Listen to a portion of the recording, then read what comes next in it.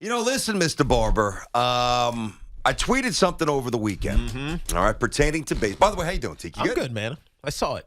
Your tweet. I just play along, you dope. Come on. I am playing along. No, I want you to be like, oh, well, what did you tweet? Okay. Oh, what did you tweet, BT? Come on. I mean, I retweeted it. How could I not have seen it? Pretend that you forgot that you retweeted I it. forgot that I retweeted it. So what did you tweet, BT? I don't know, Huff. What exactly did I tweet about baseball? You tweeted, people always drop the "I'm done with baseball" threat during labor strife. It's largely hollow. Makes them feel better in the moment. I never actually believe them. I'm starting to. Yes. And, that's obviously easy to interpret, but just to kind of follow up there, we've heard this, I'm done with I'm not giving him my money. You screwed me one time too much. I'm done. You know what? Never believe them. Again, largely hollow threats that on some subconscious level makes you feel better. Like, yeah, I'm going to stick it to you too. Yeah, I'm not coming back. Bleep you. I'm done. And then you get the red, white, and blue bunting. Baseball's back, and you're back, and we're back like zombies, right? Now I'm back. I'm not trying to fool anybody. I'm in no matter what. But they know that they have me, so they don't have to worry about me. What's happened now, Teak? And this is why I'm beginning to think that there could be a real shift in the commitment to blindly return back to the sport of baseball. Thanks to the pandemic, Teak, we are now conditioned to go about our lives without being a prisoner to games. And this is not to imply that we didn't appreciate our family and all the things that we're thankful for on a daily basis before you put your head down on the pillow. But it seems to be, certainly nation and I guess worldwide, a deeper appreciation for our free time. And because while we're, walking out of the back end of the pandemic, it's not that long ago, we found a way to keep ourselves busy on Saturdays and Sundays, whether it's bikes or hikes or whatever. That's right. When people say, guys, I might not come back, I'm starting to maybe believe them a little bit, T. And especially if it goes for an extended amount of time. BT, the day you were out a couple weeks ago getting your colonoscopy, for those that have not, please get it done. I talked about the void that Major League Baseball is creating and how it's going to get filled. It is by exactly what you say. You spend extra time with your kids and your family. You do things that you normally wouldn't, think about doing. Maybe you take your kids to a baseball game, but now you're taking your kids to do something else. And when a void gets created, it's going to get filled. Hoff was talking about how the UFC, this is during the pandemic, really captured a ton of eyes because they powered through it, right? Remember Dana White was like completely defiant. They had their bubble. He had their bubble. He was defiant to all of these things, and there was nobody in the arenas. It was an odd feel, but you know what? They did it, and people watched it. I quote retweeted your tweet, and I said I'm watching soccer because I've gotten into soccer over the last 3 or 4 years. But that's another thing that fills these voids. It's anything. Because people realize that they don't have to be beholden to a sport any longer, even though for years that it's been their Saturday afternoons or even their weekday evenings as watching baseball. There's alternatives now. Major League Baseball's got to be careful with this thing, especially if it lasts, as long as it seems like it's going to last. For those who missed this, they met on Sunday. There were some new rules that were potentially implemented, or at least Major League Baseball has the ability to implement some rules, but as pertains to the CBT, they are nowhere close. So this thing doesn't feel like it's getting solved anytime soon. Here's where I disagree. I do think it's going to get solved very soon. Really? I do. Yeah, I still do. And again, it's not blind optimism. I think it's more just a pragmatic look at what these owners and, maybe on the other side of the table, what some of these players are looking at. I don't think they're motivated to get out there and play in 38-degree temperature. And by the way, when you look at, and the TV money drives, we could talk about CBTs and incremental, improvements or increases there and minimums. Yeah, minimums for sure. Arbitration. Get it up. Yeah, arbitration. All the pre-arb pod and making the game quicker, the pitch clock, the bigger bay. We could, and listen, this is part of the conversation. But I just don't believe that the owners, mainly some of them, want to get out there in April because, there's really no monetary motivation to do so. You'll be playing in front of flies. Once you have the 35 or 40,000 people in Pittsburgh for opening day, you can book it. The next game will be 8,500. Yeah. Same with Tampa. Same with Miami. Same in Cleveland with the Guardians and the A's and about 9 or 10 of these markets. We know who they are. And then what's going to have to happen, and this is true, after a while, the teams will be required to write checks, rebates, once there's no games on TV. And that's where the urgency comes in. Yeah, for the owners. For the owner. Yeah. I have no fear, no belief that we're sitting here in May in this studio and we're not talking about baseball, the actual games. Yeah. I have no fear about that. I mean, it's interesting. They're going to get it done. I know they're going to, of course they're going to get together. Soon. They're not going to not have a season, even though I read something over the weekend where Major League Baseball feels that they can go a season. This is the owners, not the players. The Major League Baseball can go a full season and not, and they'll all obviously be in the red because they're not making any money, but they'll make it all up back in 2023. So they could go a whole season and not actually be in dire financial straits because they'll make it all back up in 2023. Now, that may just be a media placement by the owners so that the players get, start to feel a little scared about not playing an entire season. Well, you could fact check that. I mean, that's easy to get. You're going to get the answer. They can say it if it's a hollow thread. Yeah, well, there's a way to quantify that on some level. I think it's because of the TV money. Like, so once it all comes back, it comes back. But then what are you doing to the fan base in that instance? Here's the other thing that you just mentioned. Like, and I think once the summer comes, I think it gets a little bit harder for Major League Baseball to start a season, right? Because the spring, Why's that? Because, I mean, just talking to my buddies who love baseball in my neighborhood, they're talking about how the spring is really the interesting part of baseball because the weather's starting to turn. It feels, like there's this little void that you're sitting in, especially after March Madness is done and the NCAA tournament's over. There's this little void. Maybe you get a couple days talking about or thinking about football, but it's really baseball. But then the summer happens and you're busy with your kids and you're traveling, you're doing all these other things. Baseball takes a little bit of a back seat until you start to get deep into the year. But you still want to watch your Yanks and your Mets every night. And again, I'm not talking about the country. I don't care about the rest of the country. Yeah. Here, now, again, to start the show, I do believe that there's going to be, a lot, but, a tangible amount of fringe fans who will say, I'm good. I'm done. Whether it's, learning how to live through a pandemic and all the reasons we stated. And I also believe that there will be some devout baseball fans who, for a year or two, will say, you know what? I'm not going to City. I'm not going to the Bronx, but I'm going to watch them on Yes and SNY. Yeah. Like, I don't believe, and maybe I'm a little naive with this, I don't think any ardent baseball fans will say, I'm not watching. I agree. You might not restructure, you might DVR it, you might check your phone, but you are going to be locked into the Yanks and the Mets. The other teams, I don't know. That's a little different, and that's where, that's baseball's concern. That's not our concern right now. No. That's really not. Yeah, the not Northeast, our concern. New York and Boston and Philly. Philadelphia's locked in. They don't have to worry about this. The Giants are locked in. The 7, 8, 9 markets that are really locked in.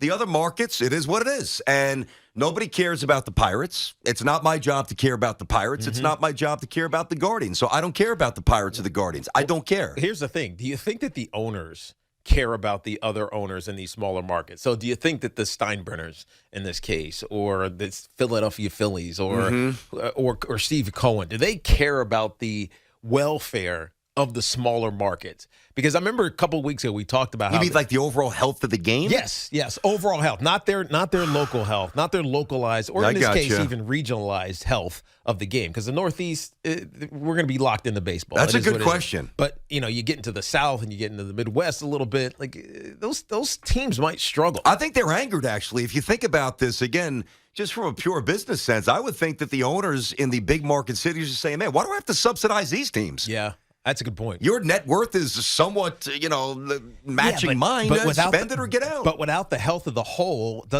don't they even suffer a little bit? That's the question, right? That's the real question, the owner-on-owner issue. Now, forget the owner and players for a second, even though that is a big deal, and that's obviously what's holding this thing up in this lockout. But the owner-on-owner discrepancies on how much money they're spending, how much money they're generating for the game in total, it's vast. Like, it varies huge. It's a huge variation. So I wonder if, the owners of the Mets or the Yankees or the Phillies or the Red Sox, they're saying, you know what? I should really think about the Pirates. I should really think about. No, the more you say this out loud, the answer's got to be no. So what would you worry about another radio station? No, of course not. But another radio Well, station. they're not subsidizing us. So that's true it's too. Not, But the health of my game Yeah. of our medium is not necessarily dependent upon these other stations. You know what I mean? yes, that wasn't a great example. Let me ask you this: I don't want to say that you don't want to see him do well. Yeah. But are you locked into the overall health of other Odyssey stations in different markets? Yeah, I would be. Yeah, If you own Odyssey. Yeah, if you own Odyssey, and that's my point. So if Odyssey cares about New York and they care about San Francisco and they care about like the big markets, they also have to care about the smaller ones, wherever the smaller ones may be. Yeah, I don't have any examples I off got to the top call of my myself. head. Those are two absolutely horrendous analogies. Yeah, but that's fine though. I'm usually an analogy machine. Those were absolutely awful. But they made no sense. But I do think that it matters, and it matters in Major League Baseball right now because the big owners, they're probably thinking we're going to be okay no matter what. Yeah. The smaller owners are saying this is going to hurt us for a little bit. All right. I mean,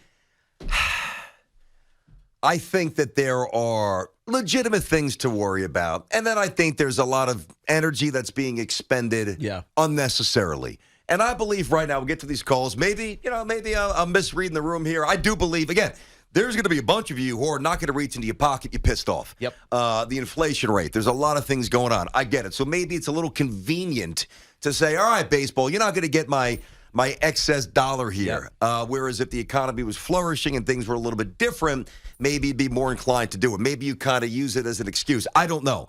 But, I mean, I still think that we're playing baseball soon. And there's nothing, I do. I do.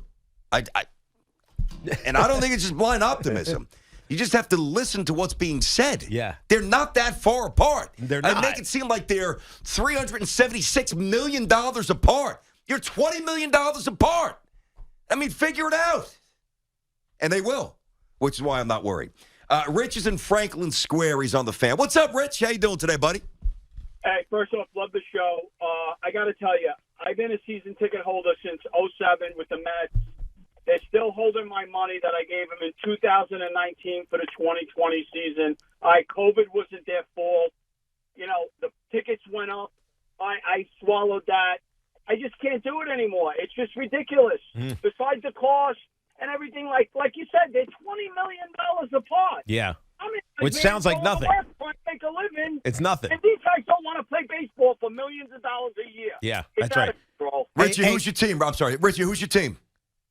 The Mets. Okay. The Mets. Okay, so you tell us you're not going to City this year. And I respect that, but you're not going to City? Well, no, I almost have to this year because my season tickets have been paid for since 2019. Got it. Got it. And now I can't even. I'm not even going to go. I can't even go because they don't want to play. Yeah. It's like, you know. What are you gonna do? What are you gonna do instead, Richie?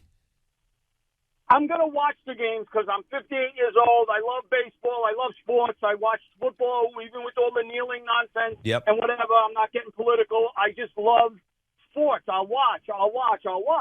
But it just kills me that I want to go to the games. People want to go to the games. Yep. Make it affordable. Get the deal done. And let's move on. I mean, yeah, but Richie, and I love your passion, man. Thanks for they never when you say. I didn't mean to jump on you there. It's never going to get more affordable. That's the whole thing. That's where we got to jump in and say that's unrealistic. It just is. It's never going to get better. Things are going to get more expensive in the world, and the ticket prices will reflect that. It will be commensurate with all the changes economically. Yeah. Well, I should say it won't match the changes in the economy with the inflation. God forbid they could actually do that for us. What I'm saying is, as we get into the mid-2020s and 20, like the prices aren't going down. Yeah. That's not happening. That's never happening. Yeah. By the way, we found a gas station. It's $3.99. Dude, I was driving back. $3.99. Tracy was like, "When next time we got to fill up, go to this place." What a deal! What a deal! I know, but think about it. Jeez, I'm driving back. Oh, we had a blast up in Mohegan Sun this weekend. By the way, it was really cool. I'm driving back. We had baseball practice early yesterday morning, so I was a little bleary-eyed hitting the road. That's the worst when you go to a casino and because you walk into the casino. And you're just ready. You're on fire. You're like, I'm going to have a couple drinks. I'm going to play cards. I'm going to listen to music. I'm going to hang out. And then the alarm goes off at 7:05 the next morning.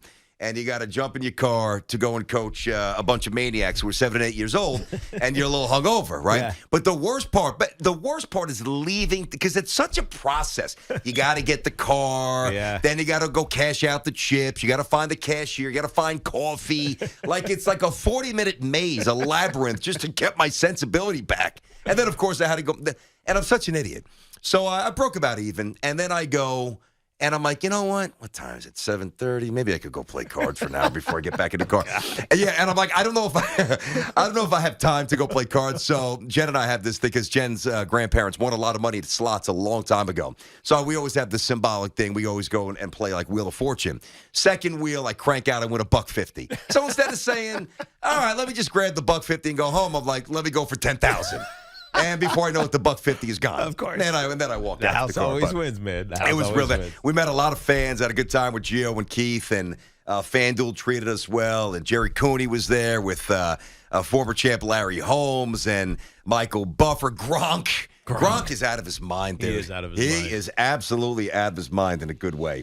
But thanks for having us, guys. We had the point was, as I'm driving back from Mohegan, I see the gas station, $5.76 a gallon. Wow. $5.76. Wow. Joel, what's happening, buddy? How are you today? Good. I'm doing real good. Good. Hey, What's listen, happening? I just wanted to comment. I appreciate your coaching baseball. That's really great. But I wanted to give an observation. I'm a 60-something. I was a passionate fan in the 90s, and then lost it with that strike and became a casual fan. And now I'm probably on the real fringe. Yeah. But my observation, staying as an avid sports fan, the Parks and Rec people up here in Connecticut are tearing up baseball fields. They're putting in lacrosse fields. They're putting in soccer fields. That's right. A friend of mine who was a Park and Rec director, he had 10 Little League teams in his program 10 years ago. I talked to him now. He says he barely can field 3 teams. Wow. And that's my concern. It's not the 40-something, the 50-something, the 60-something fan like me. It's these kids. They're not going to have baseball. That's right. That's They're right. really not. And when they're getting pushed in the other sports, I mean, there's going to be pockets of it. And appreciate your call there, Joel. Thank you, Joel. There's going to be pockets of I mean, really energized kids that love baseball. No question. Because they'll get pushed into it by their parents, or they just naturally have a love for it. They have an affinity for it.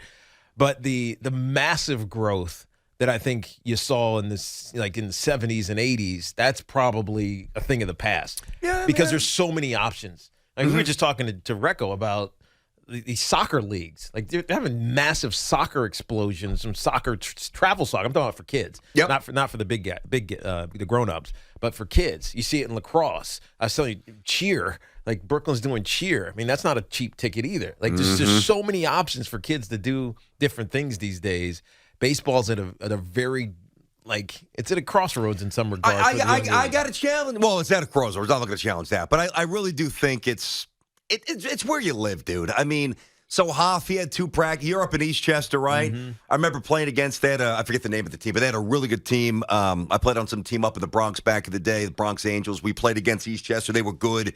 A buddy that I went to school with is up there. His sons are good players. I know it's a very vibrant league. Our league, we had the assessment this weekend. We had 33 girls out there for T-ball, not to mention 45 little boys in kindergarten, dude. So we just built $1 million turf field. Granted, multi-purpose, both soccer and baseball, but it's sweet. And we just signed basically the papers to rip up the old grass field, and we're going to throw $400,000 into it and refurbish the entire baseball stadium. So I think it depends where you live. I get it. There are pockets. It's also cyclical. Like when we moved to the town that we're in now, I was told that it's a football town and baseball is a little dying. Yeah. But a couple of dads grabbed the bulls by the horn, guys who know what they're doing. Then I jumped in. I'm not saying I led the charge. I'm not implying that at all. But I was lucky that a few of the guys who played ball collegiately, high school, whatever, Don Bosco, Seton Hall Prep, they know what they're doing. And you lay the seeds, you get out there, and the next generation off and run. I can't speak to the other towns. But let's not make, and I know that Joel wasn't doing this, let's not paint the picture that, every baseball field in America has weeds growing up on it and it's abandoned and no one's stepping on the field. Yeah. I mean, these kids are coming from somewhere. Some of these programs are tremendous, So, listen, I guess I'm done. Here's what I'm done doing. I'll make a pledge to everybody right now, Teak. And if I ever color outside the lines, just smack me in the face, will you? Don't hurt me, but smack me. Can't reach that far. You're quick enough to me. Just honestly, smack me if I ever break my own code. I am done.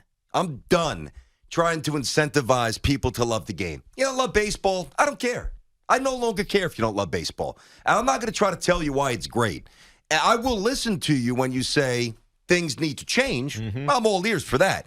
I'm not going to try to convince you. You don't love baseball? Cool. That's fine. I don't care anymore. 877-337-6666. But there's a lot of us who do. And the sport will be back soon enough. And the Yankees will be really good. And the Mets will be really good. And we'll enjoy it.